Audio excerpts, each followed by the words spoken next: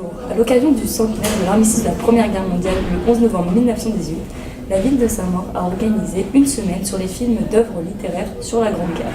Voici donc un extrait présenté par Madame Pelletier, qui est donc à l'origine de ce projet. Bonsoir à tous. Cette semaine, c'est le 100e anniversaire de l'armistice de la Première Guerre mondiale. De ce fait, nous organisons une semaine de films en hommage à cette guerre. Tous ces films sont des adaptations de romans. Voici les œuvres que nous allons vous présenter. Nous commencerons lundi par À l'Austrien Nouveau, sorti en 1930, un film de Lewis Milestone, un réalisateur américain qui a lui-même participé à la Grande Guerre, tout comme Heinrich Maria Remarque qui a écrit en 1929 le roman éponyme duquel est adapté le film. Remarque est un auteur allemand qui sera naturalisé américain après avoir été déchu de sa nationalité allemande en 1938 pour ses propos pacifistes. Mardi, nous vous proposons Les Sentiers de la Gloire, de 1957, un film en noir et blanc réalisé par Stanley Kubrick, un Américain et surtout un des réalisateurs les plus éminents du XXe siècle. Ce film est une adaptation du roman de 1935 de Humphrey Cobb, un auteur polyglotte qui s'est engagé dans la Légion étrangère canadienne durant la Première Guerre mondiale. Mercredi, le film Capitaine Conan sera à l'honneur, réalisé par Bertrand Tavernier, un réalisateur français. Cette adaptation est sortie en 1996, adaptée du roman du même nom de Roger Vercel, publié, lui, en 1934. Monsieur Vercel est quant à lui mobilisé au début de la Première Guerre mondiale dans l'armée française. À la suite de quoi, jeudi, nous vous présenterons le film La Chambre des officiers, réalisé par François Dupeyron, un film de 2001. Et le vendredi, le film Un long dimanche de fiançailles de Jean-Pierre Jeunet. Nous nous retrouvons à la fin de cette semaine spéciale à la médiathèque de Saint-Maur en compagnie de Madame Pelletier, Bonjour. qui est l'organisatrice de cet événement au cinéma de Saint-Maur et qui est spécialisée dans l'étude des œuvres du 7e art. Nous sommes également en compagnie de Madame Lucio, qui est professeure de lettres à la Sorbonne et passionnée d'histoire et qui a assisté à cet événement. Nous allons débattre de ces œuvres cinématographiques de romans et pour ce faire, une première question me vient pour Madame Pelletier. Quelle différence voyez-vous entre les adaptations nouvelles et anciennes ? Il y a une réelle différence entre les adaptations cinématographiques nouvelles et anciennes.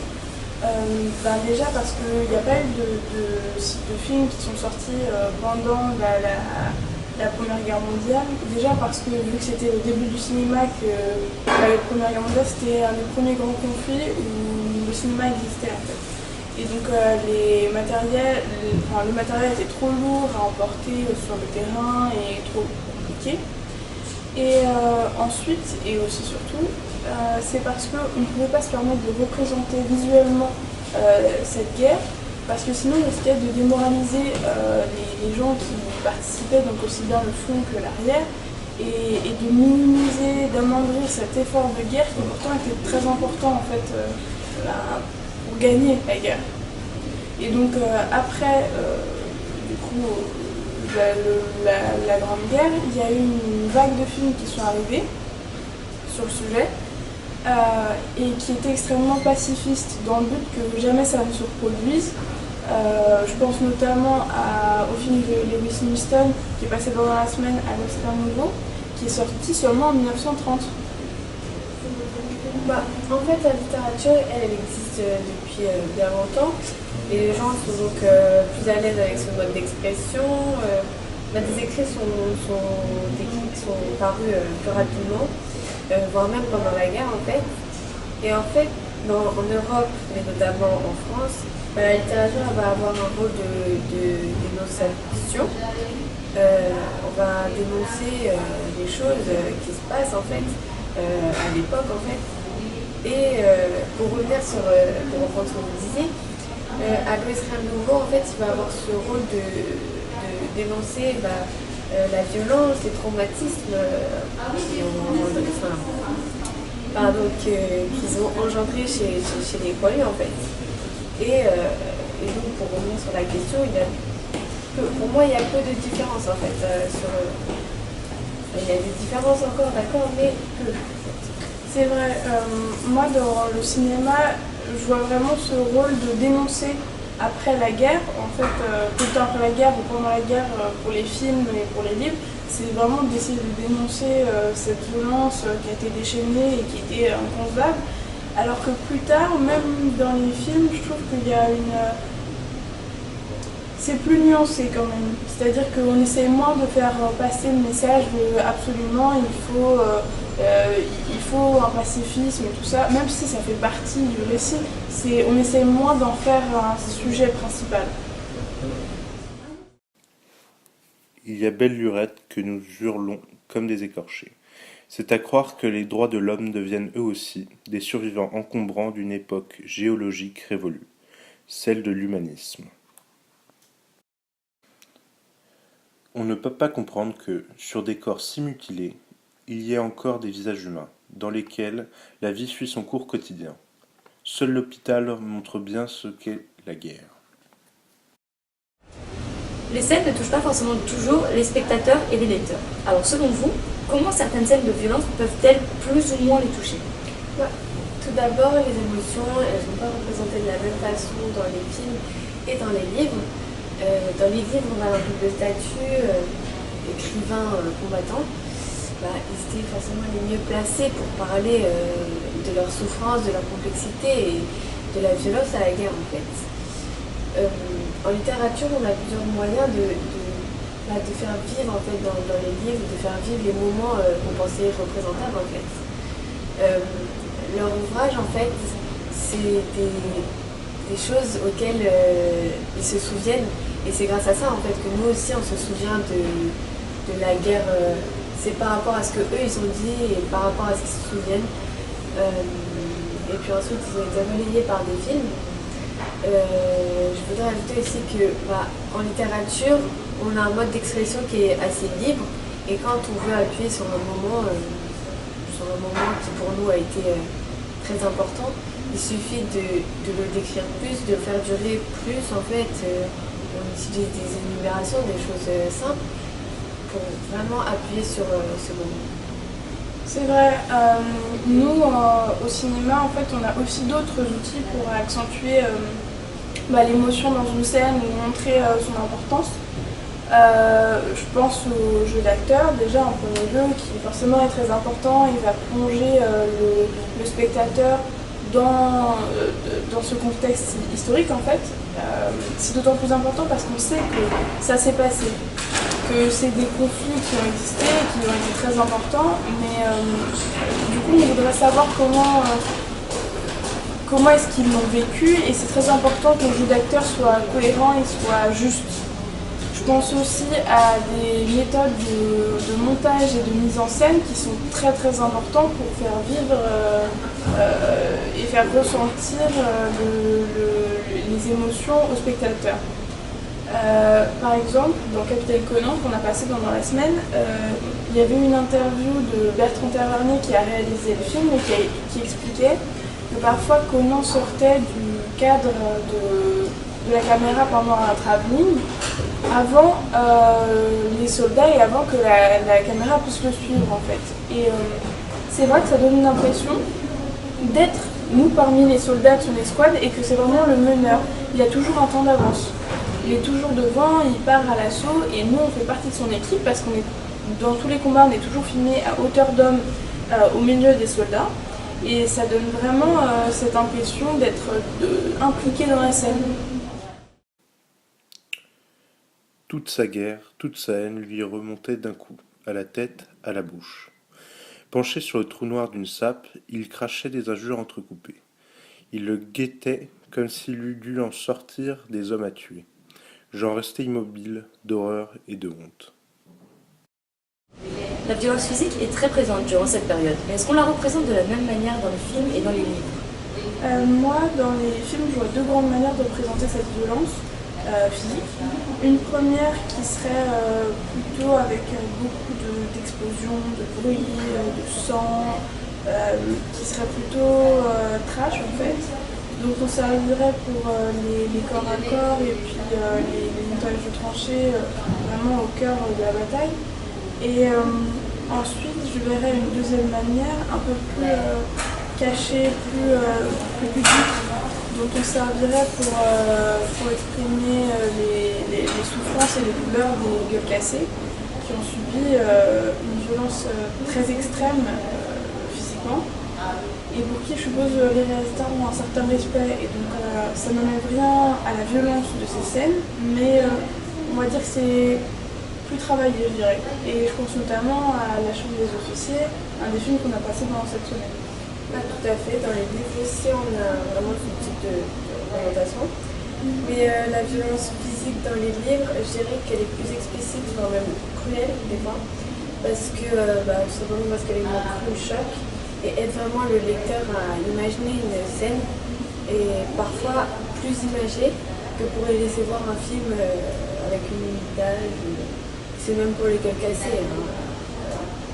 Pour en revenir à l'exemple que vous parliez de La Chambre des officiers, j'ai remarqué récemment que dans les livres, dans le livre plutôt, et dans le film, on a une similitude vraiment proche. Dans le livre, le narrateur il parle à la première personne, on est dans une narration interne, on découvre sur un reflet un peu son visage, qui est complètement un peu anéanti, je dirais.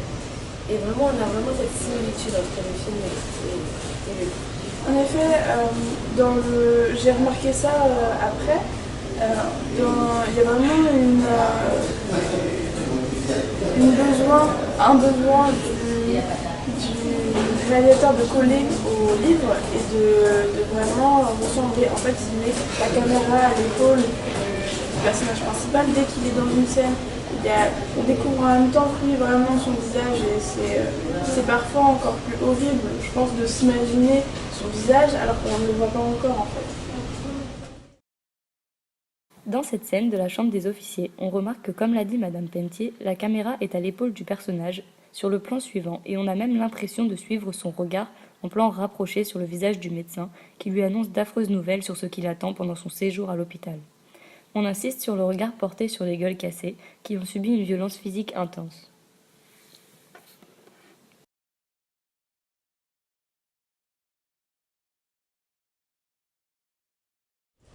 Mais il n'y a pas que des violences physiques, il y a également des violences morales. Mais est-il plus compliqué de les représenter ? Oui, pour moi au cinéma, il est évident que c'est plus compliqué de représenter la violence morale que la violence physique, puisque de toute manière, de fait, étymologiquement, le mot cinéma se divise en deux.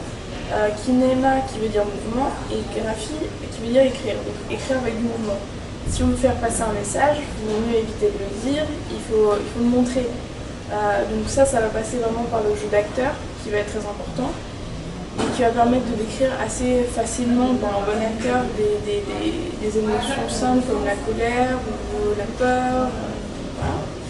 Et puis après, pour des émotions plus complexes, comme pour décrire un livre avec des pages de description sur la psychologie du personnage, ce qui se passe dans sa tête pendant les combats, et puis après, c'est quand même plus compliqué. Donc parfois, on a mis des passages du texte dans les dialogues ou en voix off pour vraiment essayer d'expliquer ce qui se passe dans la tête de ces personnages en fait. Et après, ça c'est mon point de vue parce que je sais que j'aime le cinéma, mais quand c'est vraiment bien joué, je trouve qu'une expression de visage peut faire passer plus d'émotions que des pages et des pages de description. Pour répondre à votre question, et comme vous le disiez un peu Madame Pentier, dans les livres, il est parfois plus simple de représenter la violence morale. D'autant plus que les récits sont écrits à la première personne par des anciens soldats qui ont vécu une expérience combattante. Parfois pour eux c'est une thérapie que d'écrire ces ouvrages et pour faire face en fait à la violence morale qui entraîne la brutalisation, la déshumanisation de l'homme. En fait pour montrer ceci dans les livres, dans les romans, dans les récits, on utilise souvent des figures de style comme la métaphore ou la comparaison avec un animal.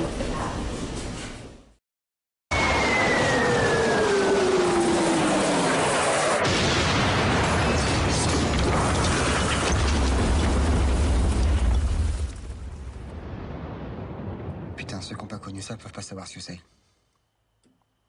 Les gens molles qui répondent plus, le cœur qui cogne comme une bête affolée prise au piège. Dans ce passage d'un long dimanche de fiançailles, on entend une comparaison significative entre un soldat et un animal, ce qui fait ressortir la déshumanisation du soldat. Cette réplique est directement tirée du livre. Aussi, la manière dont la scène est représentée, c'est-à-dire un soldat qui explique ce qui lui est arrivé pendant la guerre, tout en montrant des images de cette guerre, permet de nous rendre compte de l'impact psychologique de la guerre sur les poilus. L'attente des combats est également un des aspects de cette violence morale, mais est-ce qu'il est possible de la représenter ? Eh bien, dans les livres, l'attente est bien représentée. On a souvent une partie intégrante qui représente l'attente, voire même des fois un thème principal en fait. Souvent, les écrivains utilisent des tournures de phrases assez longues en fait pour représenter la longueur de l'attente ou des fois tout simplement en parlant en fait, pour montrer l'attente. Les écrivains souvent utilisent ce temps pour montrer la camaraderie, les moments où ils écrivent des lettres à leur famille, et on peut même se demander la place de l'écrivain pendant la guerre en fait. Oui, en effet, dans les livres, c'est vrai que c'est vraiment assez bien représenté, alors que dans les films, ça fait vraiment très très peu partie des œuvres. Parce que de fait, on ne va pas au cinéma pour s'ennuyer en regardant quelqu'un qui attend. Voilà. Donc on va plutôt servir de ces passages pour parler de la vie dans les tranchées et puis de ce qui s'y passe, voilà, comme vous avez dit, de la description. Mais ça va quand même être une très courte partie des films. Après, ça nous représente. C'est dommage parce que c'est une partie qui est très importante dans la violence morale. Parce que c'est dans cette attente que le stress va venir se confondre et puis la folie va apparaître en fait parce qu'on attend toujours et encore le moment du combat, on ne sait pas quand est-ce que ça va survenir, la mort est partout. Et donc c'est vraiment quelque chose d'important pour la violence morale, mais c'est très peu représenté. En effet, la violence psychologique, est bien représentée dans les livres. En fait, il est compliqué de montrer vraiment ce stress réel durant toute cette attente, et donc il est plus difficile de montrer la longueur réelle en fait. Oui, en effet. Mais en même temps qu'on parle de ceci, ça me fait penser à une scène des Sentiers de la Gloire, où le colonel Drax, en fait, il marche tout le long d'une tranchée avant de donner le début d'un assaut. Et en fait, c'est une scène qui est assez longue. Il passe vraiment dans toute la tranchée, on voit tous les soldats qui sont autour de lui, qui le regardent, et puis on voit sur des visages vraiment des émotions différentes. Certains sont dans le stress, d'autres peur, certains, la plupart d'ailleurs ont totalement abandonné l'idée de survivre et sont démoralisés. Je trouve vraiment que c'est une scène qui représente assez bien ça, alors qu'elle est relativement courte sur le temps du film.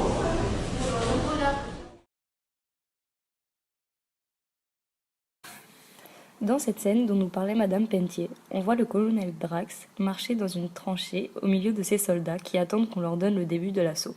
La longueur de ce superbe plan séquence et son impact émotionnel nous montrent l'importance de cette attente qui est renforcée par le décompte que fait un soldat avant le début du combat. 15,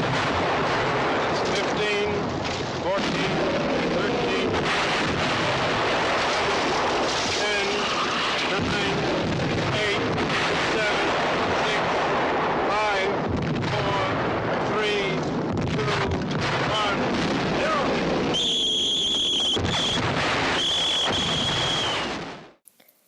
Pour conclure, les adaptations d'œuvres littéraires sur la Première Guerre mondiale représentent la violence différemment. D'une part selon l'époque à laquelle elles ont été réalisées, d'autre part selon le rapport des auteurs et réalisateurs à la Première Guerre mondiale, et pour finir selon le type de violence dont il est question, violence physique et ou morale. De plus, chacun de ces deux arts possède son propre vocabulaire, ses outils, ses méthodes pour représenter cette violence.